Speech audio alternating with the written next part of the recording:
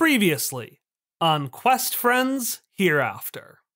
Students duel the strongest Necromon trainer that we have. Run into action. EO. Goom. 7. Okay, make success. So you do, your clock is gonna get filled by 1 and mine is gonna get filled by 1. Your old news, Hawthorne. Oh, hello, Miss Miskiewicz. How is your investigation going? Is there an underground jousting club? Is it real? Who better to ask than the actual jousting club? Katrina Collectum narrows her eyes. What is your goal? Well, goal 1, win. Goal 2, win in the more meaningful way. Make them love softball. Yes. Xavier's goal is to have a good time.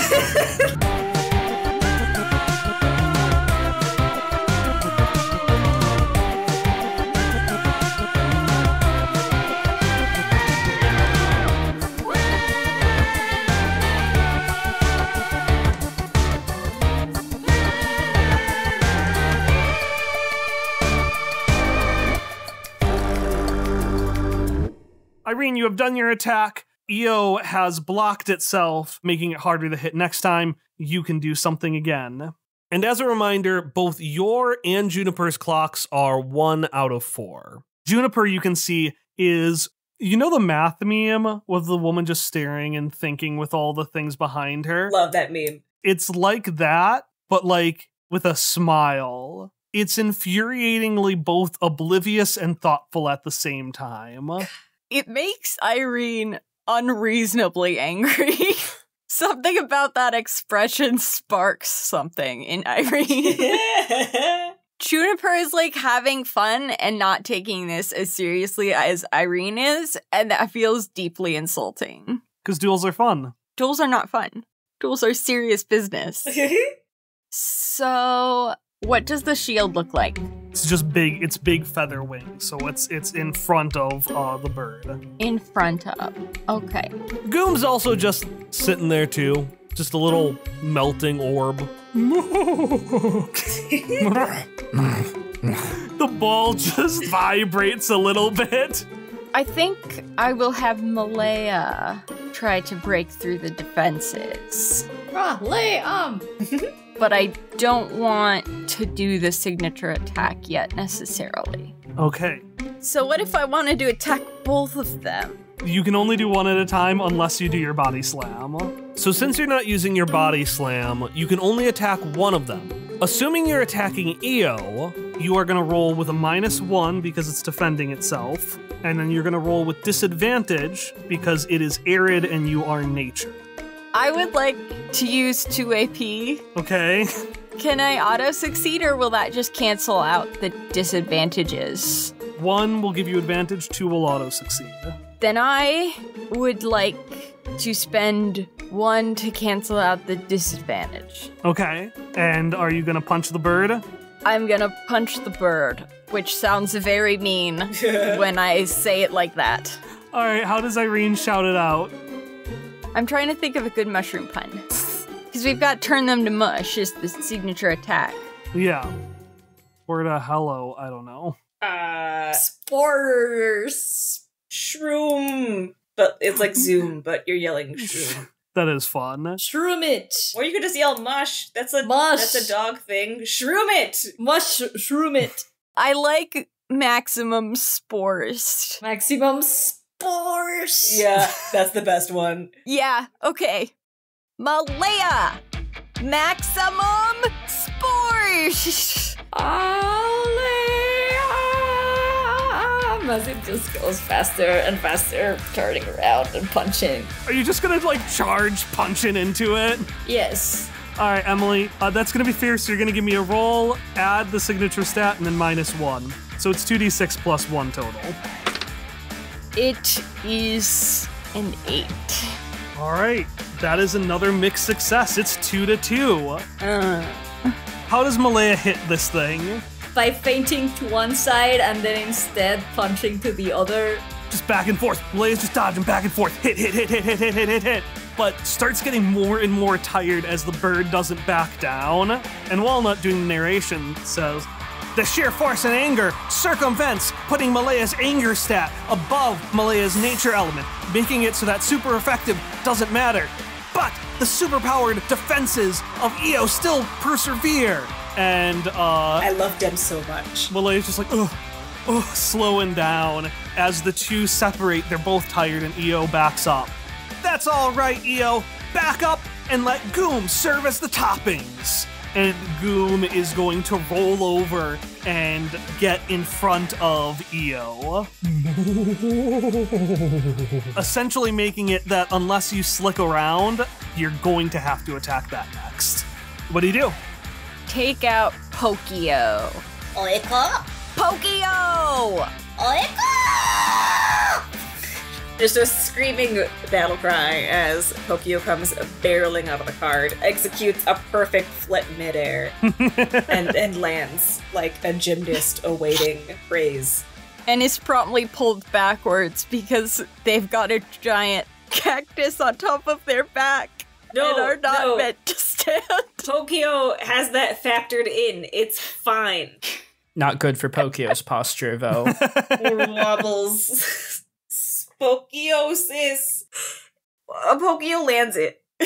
And they're ready. They're so freaking ready.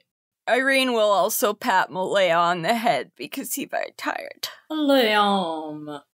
Okay, what do?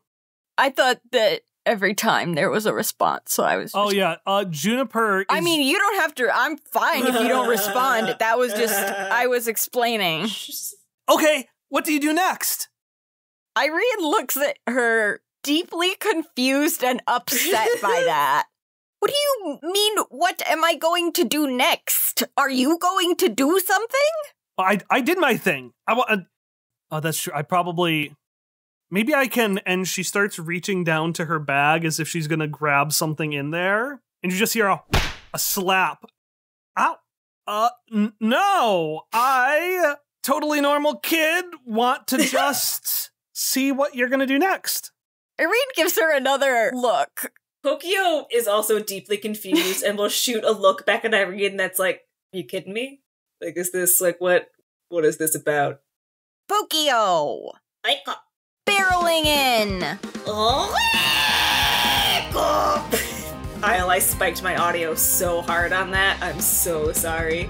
And you're gonna have Pokio attack? Oh, yeah. I want Pokio to heal my Mon. Oh, I'm sorry. That's the signature attack. I'm sorry. Pokio is a healer. I know, but...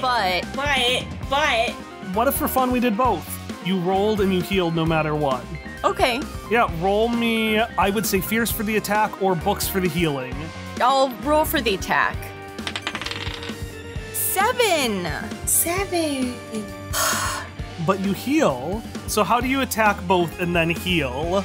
You can add or tell me I'm wrong, Hallie, but I feel like Pokio just came out so raring to go. That maybe they, overshot at first and, just slammed straight into their opponents and then went and healed.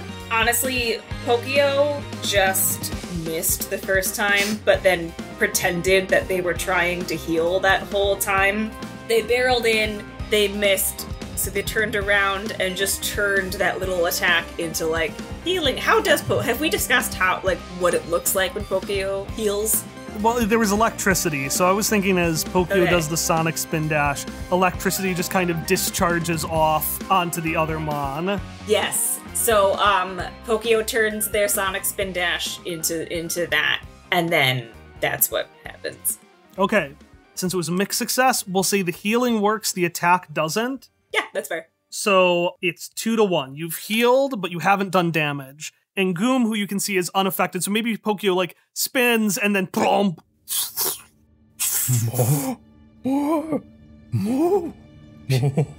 I don't like the sounds Tom is making.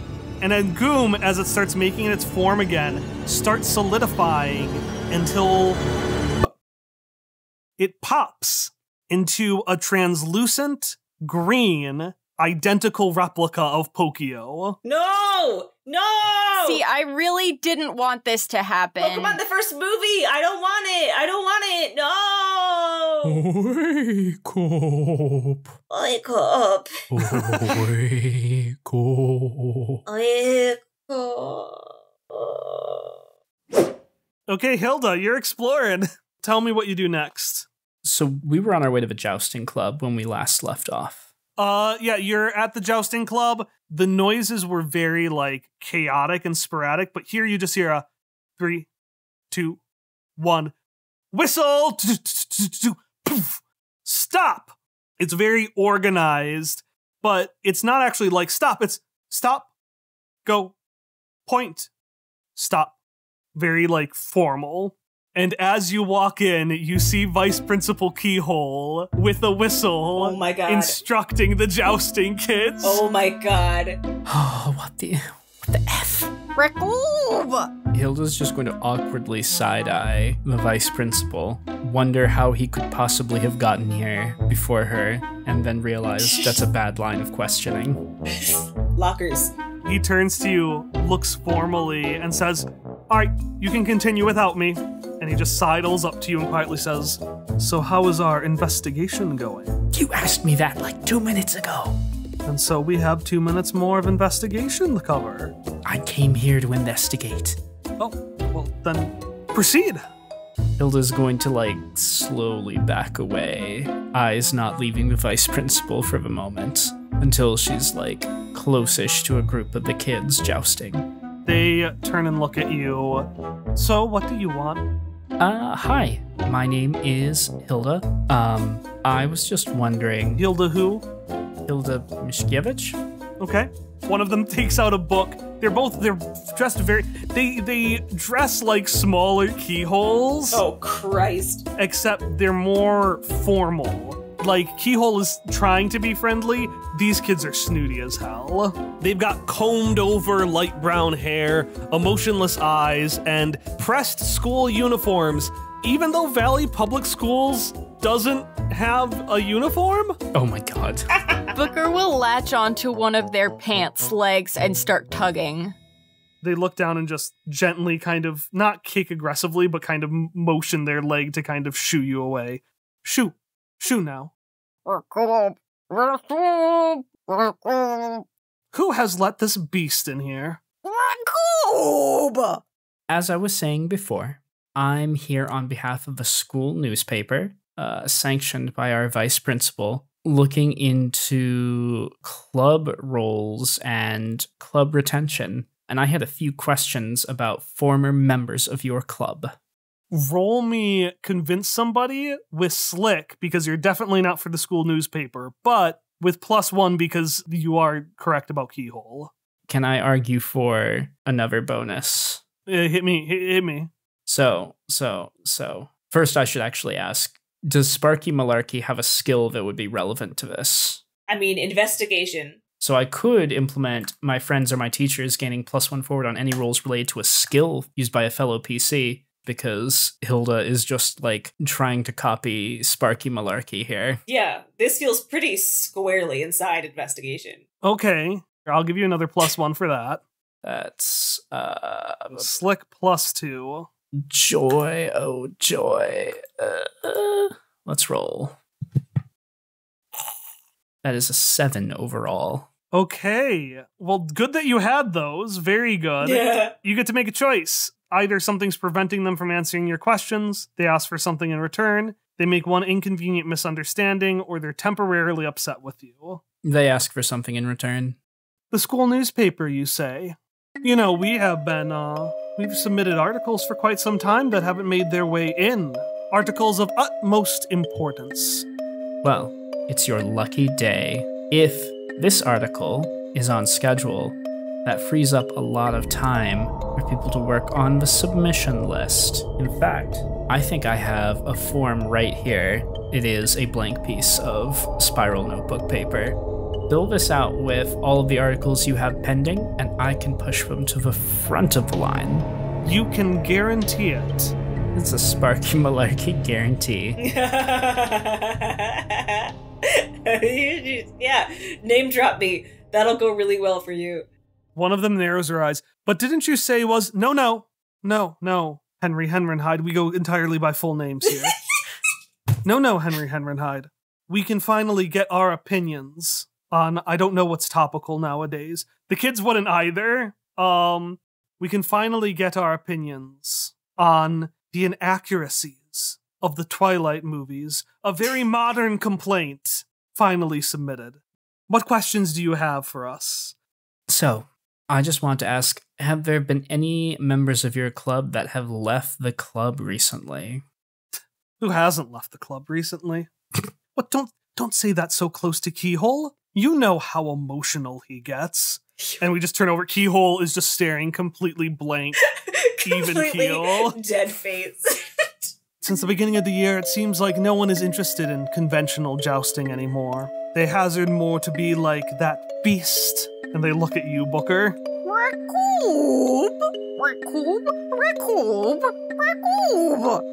Let's stay on topic, everyone. Yes, let's. Do you have any specific people who left the club, perhaps because they didn't agree with your sense of decorum and rules? Well, it all seemed to start when that infernal new student came. Who?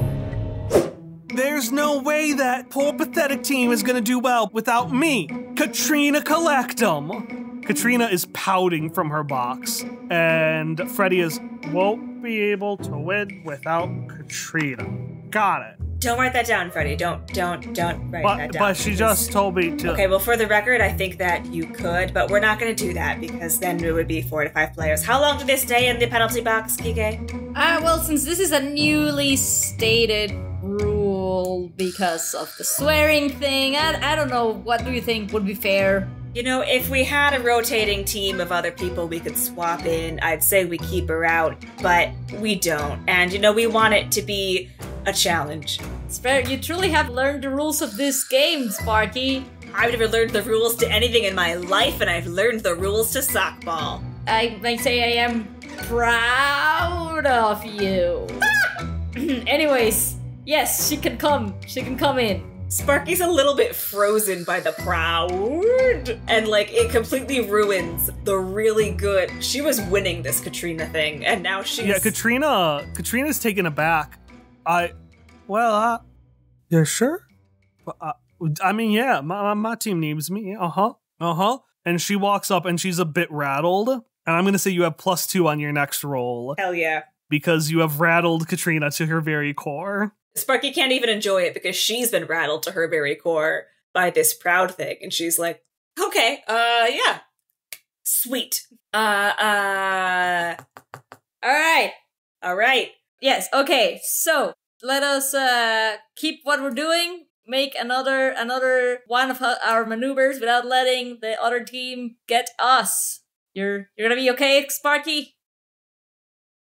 The pause isn't in character. all right. Yeah, you're gonna be fine. Don't make a big deal out. No. Let's just don't make a big. That's what I didn't want. I didn't want to say it. You're making a big deal out of it. It's okay. No, she's not. She's not pausing. I just froze for a second. I'd say commit to it. No. Okay. I love the idea of Sparky Malarkey just shouting, "It's not canon. This isn't happening in character." It's not canon. What? Oh no, I was just thinking about the thing is that the name I want to do is German aggression, but I don't know that that's a good name. And I'm thinking that's just because the German soccer team in the World Cup is always just so aggressive. It is so aggressive. Call it. I'm going to piss off all of our German viewers. Call it the Volkswagen aggression. No, I was just thinking about what maneuver we should do next. How about Volkswagen aggression? That is a classic. Let's just avoid the... Germany is now Volkswagen, the proud country of Volkswagen. Volkswagen. I feel like this is somehow worse than saying Germany aggression. Oh, it's far worse. Isn't Germany's team just associated with aggressive play in general? It is. They're oh boy, they're very aggressive. So like, in this context, it makes sense. It is, but the sentence German aggression just seemed wrong. But people can use context. You're allowed to say things. German aggression is fine. I go ahead with whatever. Let's go with German Volkswagen aggression. We're just doing both now. The German wagon. That's what we're going for. That is a classic. German wagon. Let us just not do the one in the infamous game where the goalie decided that he should be a player. That should not be part of the aggression. You're not a player, Xavier. You're the goalie. Xavier slides back to the goal from like midfield. He was like creeping forward. Perfect. You're doing great. Stay there and keep doing what you're doing. All right, let's do it. All right, let's go. We're doing this again. Ari should roll again because... Should have called it the aggressive bandit maneuver. Fuck you. Because it's the aggression move, I'm going to say you have to roll fierce this time. No. Fierce. Okay. Okay, my fierce is a 0. My fierce is also a 0. Oh, shoot. So should I be the one that rolls still? I mean, you do historically Okay. have a better success rate than my dice. Well, I rolled how do you call a crit success? Maleta? +2. So I rolled 14. Double sixes. Maleta. This wins the sockball match. I just don't know how. Man, well... I have an idea. So it goes into the goal, but it is such an aggressive kick that it bounces out of the goal back to Oh my god. Xavier, who gives it such a slamming high 10 that it goes back into the goal a second time from across the field. One addendum to that. That's not how Xavier defends the goal. Oh, please. As it's coming in, he like twists as if you were like hitting the ball with your hips or side, but he's just literally like bends his spine to the side and smacks the ball back. Is this another scoliosis joke? God. I've been waiting the whole match for this. He gives himself scoliosis to defend. That's the scoliosis shuffle, everyone.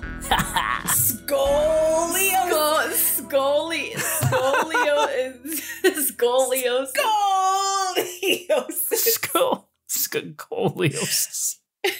And then Sparky, like after Xavier does that, Sparky wants to say, look, he didn't have to leave the goal for that one.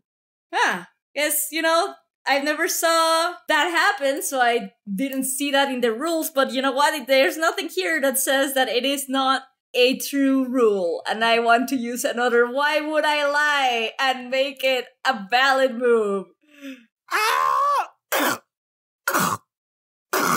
Toucan spits out a whistle, which he then picks up, and he tweets through, doing a giant whistle that calls the end of the match. And the kids are cheering, sockball is so cool. I didn't know you could do rules like that. Maybe I should try that sometime. And Freddy starts jumping up, and all the kids are charging, with the exception of Katrina, who stands still and kind of looks at you, Sparky. You can will high five Sparky. Well, all of the team, but Sparky most of all. Yeah. Oh, they high five you back, Fede with one of his feet. Xavier is high-fiving everyone. It's just pure joy.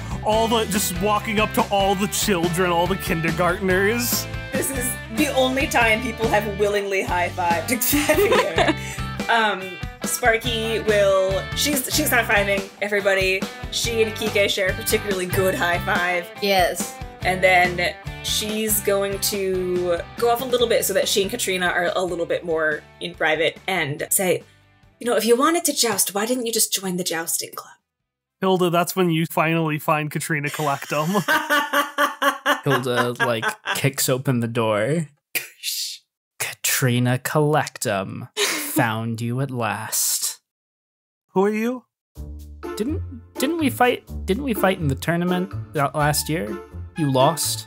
That necro thingy. Yeah, that was so last year. It was, yeah. Yeah, so I don't think about it anymore. I'm more into team sports like sockball. What? Yeah, she's into sockball. She's on the sockball team now, Hilda. Isn't that great? So you're on. Why are you here? That's to Hilda. So is there no underground jousting club? Is it all made up? I mean, I guess I have never heard of it, but I guess that's the point of an underground club. I don't know why, but I feel like Xavier would probably know about things like that, but unfortunately, he's long gone. It's already gone. Katrina kind of looks between all of you. I don't know what you're talking about. As she takes the little horse that she had sheathed like a sword. Oh my god. And just starts pushing it a bit further I can see the horse. back behind her shirt, which if I remember is like a tank top. So it's very like it's poking out, it's bulging. You're not hiding anything. Rakoob! So basically, I know you left the jousting club, and I'm supposed to find out if there's another jousting club, but this is the softball club. I don't know what's going on. Rakoob! Rakoob! Rakoob!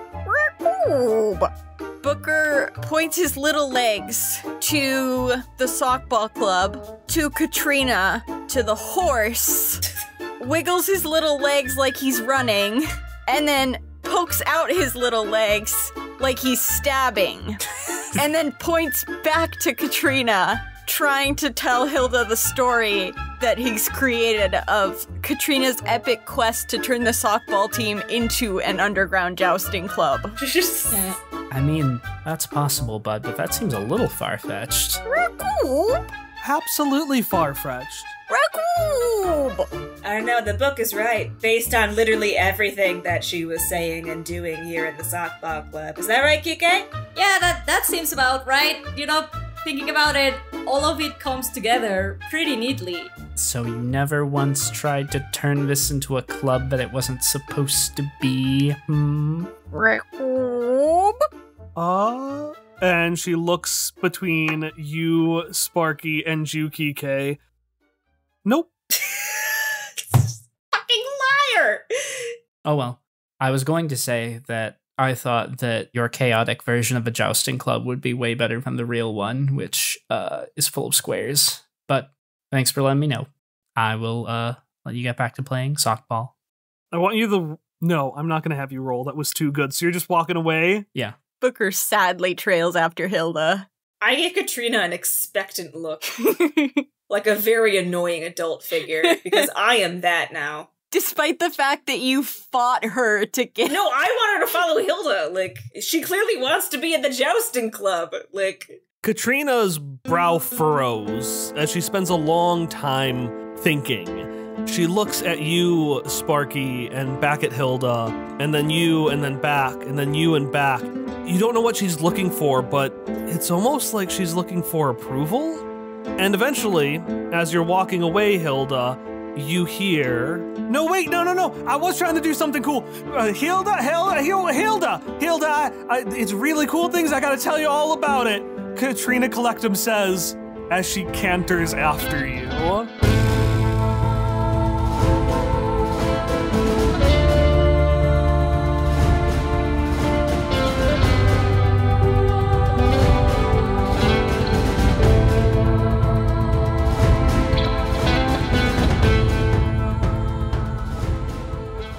Okay. So I know this announcement break is relatively late in the episode. I was going to do it in between Hilda's investigation and then the resolution of both Hilda and Kike and Sparky's thing. But the transition into who did it to Katrina saying her name was just so good. So here we are at announcement break at the end. The announcement breaks recently have been talking about the Valentine's Day stream I did with Emily. We did that, and it was great. Thank you so much to everyone who came out and listened.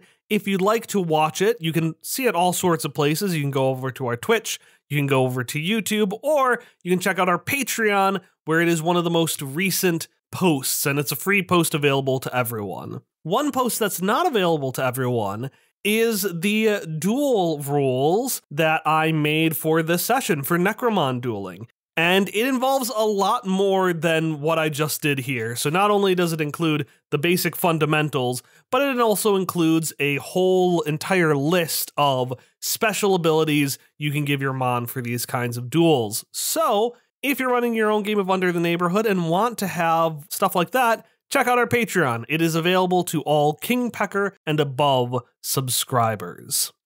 Hey. Do you miss flashback future? You miss those sci-fi Western shenanigans? Well, then you can check out Looters! Yes, a show so nice, we promoted it twice, technically 3 times, but twice in a row now. Looters is an actual play podcast using the Stars Without Numbers game system, where a hilarious cast of friends go on action-packed sci-fi Western adventures in a universe full of different factions vying for control over the Outer Rims. Follow the Looters crew as they run from giant space lizards, face off against intergalactic outlaws, and occasionally deal with roommate shenanigans aboard their ship. You can tune in for new episodes of Looters every Tuesday, wherever you get your podcasts, or at looterspodcast.com. All right, that's all I've got for you this week. One last thing, the scoliosis thing, that was coming from personal experience, so I want to make it clear that we were not just making fun of scoliosis and people who had it out of nowhere. That was a very inside joke with friends. So I wanted to make that clear. Our next episode, the college episode, which I still have not named, will be coming out in 2 weeks on Monday, February 4th. But if you'd like additional stories, artwork, or behind-the-scenes insights, you can find them at patreon.com/questfriends. I'll see you there.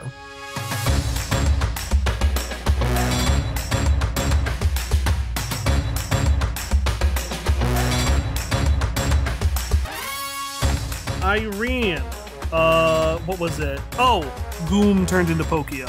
Oh, it go. What do you do next? What are the clocks right now? So she has a 1 out of 4. You have a 2 out of 4. Okay. Malaya, turn them to mush. Alarm! You and I talked about this beforehand. Since Malaya is going to get even bigger and pounce on everything, we were going to do 2, 2, and 2. So full success, you fill by 2. Mixed success, you both fill by 2. Failure, hers fills by 2. I would like to use 2 AP. You cheap piece of shit. Fuck you. Go to hell. Irene wants to win. Okay. That's what you do to win. You just made it so that if they had healing, screw you, you deserve this. And I didn't use it. Yet. Fine, sure, yeah. Your clock fills by 4, you win. Describe how you beat both Mon. Juniper's excited, and I'm dying to know.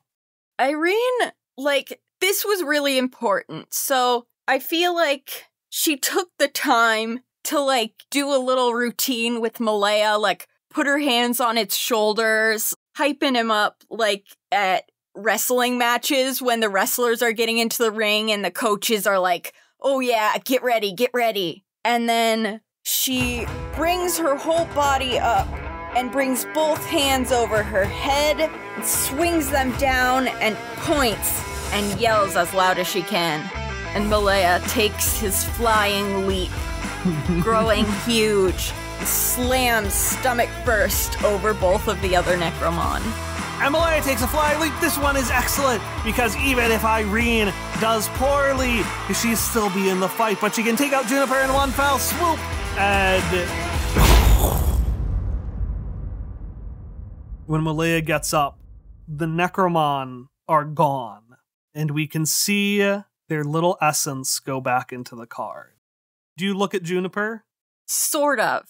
Irene stands to the side, crosses her arms, and tips up her chin a little bit, and looks over, but, tries to make it look so she's not looking over. Juniper's head is down. It's doing the thing where, her eyes are shadowed by the hat. That was an excellent warm-up! Juniper's head pops up, and she has a big boisterous smile, and she says, now it's time for the Gobstopper! Eo! Goom! Swirl! And Juniper does something that you have never seen before, Irene. Something that even Walnut can't narrate, because no one has seen it before. She takes her cards and throws them up into the air above her, and the cards twirl, and this light, the blue light of them, starts latching on and connecting them to each other until the 2 cards fuse together. And Juniper yells, "Give them a king-size dessert! Gumio!" On the ground in front of you is Io again, but it looks a little different. At first you thought it was taller, but it's just holding itself taller. It has its head high in the air. Its wings look much more regal and crown-like, and a long candy wrapper goes down its back like a majestic cape. But notably, you notice that it has 3 little gummy-like orbs on its feather crown. And one of them, a kind of dark, mossy one, activates. Sink! And Juniper yells, "Gumio! Let's do, what was it called again? Oh, right! Surprise! It has teeth!" The beak opens and teeth come out. And I'm gonna need you to roll with disadvantage. Oh. That sucks. 7! Have I rolled anything but 7? Oh wait, I rolled 1 8. It's the new 6. Oh. You go to dodge this thing. I'm gonna say it attacks, we'll say it attacks Malaya. No. How does Malaya respond? Malaya looks at Irene, all confused. You can do it! You can do it, Malaya! Liam! It goes to bite, and Malaya knocks it back as it does some damage, filling her clock to 2 out of 4. But the bird slides back. And even though you should have done killing damage again, or you should have done knockout damage, another gem, this one sparkling with electricity, lights up. And the electricity goes all over its body, and it heals by a point. I come! So we'll say it's 2-2. 2-2. Yeah, 2-2. Tokyo's offended. So, how many AP do I have to spend in order to get another one of those attacks? 1. 1? Yeah. So I could technically have Malaya do another one. Strategically, would Boidle Rat be significantly worse if I had Boidle Rat jump out and do an attack? If we want to do simplicity, you could also overextend to if you're just panicking, being like, I don't know, Malaya, do the same thing again. Yeah, I feel like... I want to know how Irene's feeling. Yeah. She just saw Mon fuse. That you don't do that. Well, thankfully, Irene is an expert at repressing things. She may be spiraling, but it's deep on the inside right now. It's mostly just anger. She's not an expert at knowing her limits, though, is she? No, so I am going to use overextends. Okay. The first time, Irene had been like hyping up Malaya, doing the little wrestler thing. But this time, after Malaya gets conked in the face, she scoops him up and like gives him a tight squeeze. And is like, "Are you okay? Are you okay?" "Yes, you're okay. You can do this." And she turns it back around and sets it down gently. Liam. Turn them to mush. Da-dum, da-dum, da-dum. The pounding in your head is getting even harder as, like, with the own emphasis of your words, and the stress breaks in. Irene feels nauseous. The pointing hand is shaking. Roll me 2d6 plus fierce. You said it's +2? Yes, but I was thinking of adding something. So, statistically, you have better odds of winning with the +2. Yeah. If you didn't have them, statistically, Juniper would have better odds. Yeah. I think for interesting sake, we're gonna make it flat even. As Malaya goes to do the impact, Juniper says, "Gumio, now!" And Gumio takes its wings out and goes to protect itself, doing the protection barrier that Io did. Making statistically, it literally 50-50 odds, basically. Hell yeah. So tell me again what our clocks were? Yours were 2 and hers was 2, so whoever gets this wins. So a mixed success. Malaya slams down, blue light explodes. It's like the explosion that Hilda saw right before she dueled Irene. It explodes. I don't know if Irene falls over or what. Juniper definitely digs her heels in with her little ice sealies. Irene, I feel like, was about to fall over, but her Necromon managed to balance her out. Aww. So Irene falls over. Because as this explosion of energy erupts, the blue barrier around you is completely gone, and there is nothing on the field. It's silent.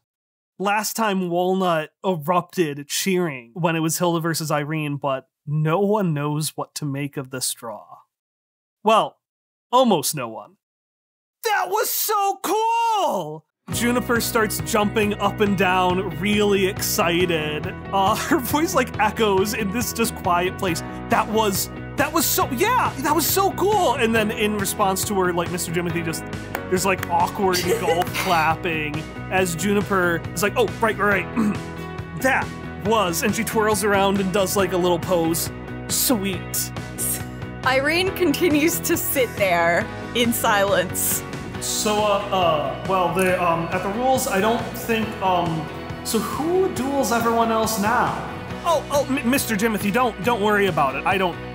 Irene's clearly so good, and I'm not gonna have a duel that cool. I'm gonna need some time to cool down a little bit.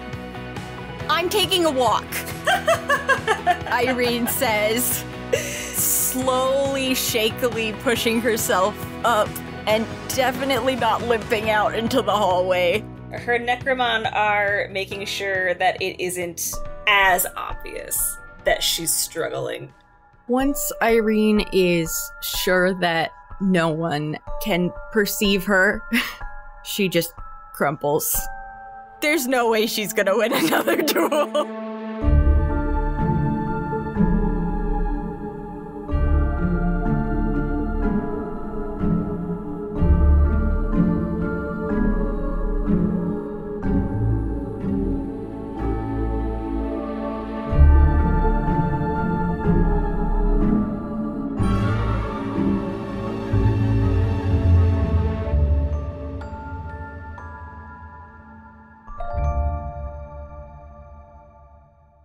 Kiki also there? Yeah, right? Yeah, Kiki can be there. Yeah. We'll say that he said his farewells to the clones. Oh yeah, especially to Bruno. His favorite. He's his favorite one. Deep hugs, soulful, like holding each other's shoulders, like I'll see you again, brother. Yes, it was very emotional. Bruno's just during the Terminator 2 funds up as he slowly melts away. Unfortunately, that emotional moment also got written over on the VHS tape, just like the montage that we'll never see. Just like the montage of Sparky and Kiki bonding. Xavier did it on purpose.